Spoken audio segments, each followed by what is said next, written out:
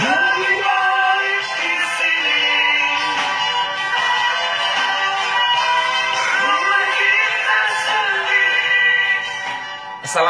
warahmatullahi wabarakatuh. Selamat pagi teman-teman dimanapun saat ini Anda sedang berada. Jumpa lagi dengan saya Arif RH.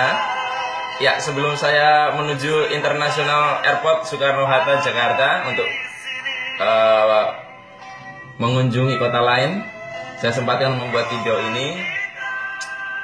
Baik, tema yang akan kita bahas pada kesempatan pagi ini adalah judulnya uang itu spiritual. Ya. Teman-teman, saya tidak tahu bagaimana persepsi Anda tentang uang, tapi tidak sedikit orang yang sepertinya memversuskan antara uang dengan spiritualitas ya.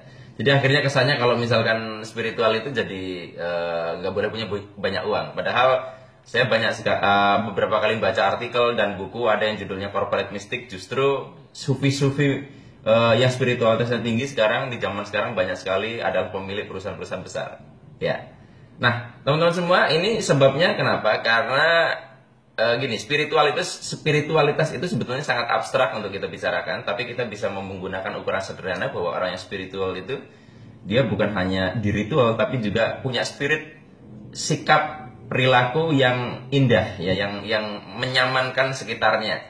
Jadi misalnya sikap rendah hati, berbagi, tidak sombong, ya tidak ego dan macam-macam. Nah, bisa saja mungkin seseorang sekarang rendah hati, ya, kemudian tidak sombong macam-macam seperti itu, ya, tidak milih-milih teman, gitu kan. Tapi coba kalau dia nanti suatu saat punya uang banyak, belum tentu bisa seperti itu.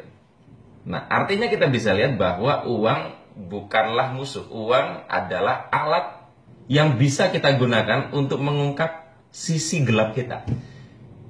Kita bisa tahu kita punya bakat sombong nanti kalau punya uang banyak. Kita bisa tahu kita punya bakat ego nanti kalau punya uang banyak. Dan ini biasanya nampak pada saat pertama kali kita memiliki uang yang kita anggap itu banyak sekali.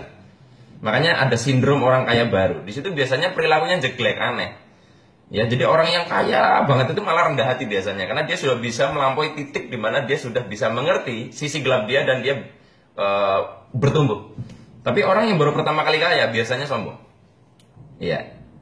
Nah, jadi teman-teman semua, kalau misalkan kita kaitkan lagi, misalkan orang kadang mengatakan bahwa ya saya sih hidup sederhana saja gitu loh. Sederhana bukan versus dari kaya raya, ya. Kalau kita misalnya bisa makan dengan menu yang sangat pas-pasan, hanya lauk garam, hanya lauk kerupuk, karena kita tidak memiliki uang untuk membeli yang lebih bagus, itu namanya bukan sederhana, itu namanya berkekurangan. Tapi kalau kita bisa membeli yang lebih mahal, kita bisa membeli yang lebih enak, yang berlebih-lebih, tetapi kita memilih untuk sederhana, ya kemudian sisanya yang seharusnya bisa untuk bermewah-mewah kita sedekahkan, itu yang namanya sederhana. Sederhana itu bukan terpaksa, tetapi pilihan sikap dari kemungkinan pilihan sikap yang bisa kita lakukan. Kalau Anda misalkan mobilnya mewah, Anda memilih jalan kaki, Anda bisa beli baju yang sangat mahal, Anda membeli baju yang cukup saja, ya. Anda bisa bermewah-mewah, Anda memilih sederhana, itulah yang saya maksud. Jadi uang adalah teman, alat yang bisa kita jadikan sebagai alat evaluasi diri. Ya, jadi ketika lagu pembuka tadi judulnya Rumah Kita, di situ orang ada yang menafsirkan kok miskin banget ya orang ya. Tapi saya menafsirkan inilah kesederhanaan di mana kita bisa memilih mau tinggal di tempat seperti apa dan macam-macam. Nah, seringnya kadang orang bertameng atas nama kesederhanaan padahal dia tidak berdaya. Kalau ada orang dengan sadar memilih saya tidak mau memilih punya uang banyak, ya nggak masalah gitu loh. Tapi ada orang yang sebetulnya kepengen kaya, tetapi karena tidak berdaya, malas, ya dia menutupi kemiskinannya dengan kata ya gue mah sederhana saja. Bukan begitu, sederhana itu kita bisa melakukan yang terbaik. Kemudian kita memilih untuk tidak berlebih-lebihan, gitu. Dan ingat, sebenarnya teman-teman semua, kadang kita mengatakan sederhana, cukup untuk diri sendiri, bisa jadi itu sebuah egois. Kita sering mengatakan orang kaya egois ya, tapi kadang kita egois. Karena kalau kita hanya memikirkan piring kita sendiri, ya kita tidak memikirkan tetangga kanan kiri kelaparan. Ya, tapi kalau kita memikirkan lebih, ya kalau kita sadar cukup buat saya dan sisanya kita bisa bagikan kepada orang lain. Ya, dan setiap orang punya cara berbaginya sendiri-sendiri. Dan ingat, salah satu jebakan ketika kita sudah kaya adalah kalau kita pun mau berbagi, kita ingin memamerkan apa yang kita sudah lakukan untuk membantu orang lain, itu juga jebakan lagi. Jadi balik lagi, uang adalah sesuatu yang sangat spiritual bagi kita. Jadi teman-teman, bukan berarti kalau misalkan mau spiritual harus kaya raya.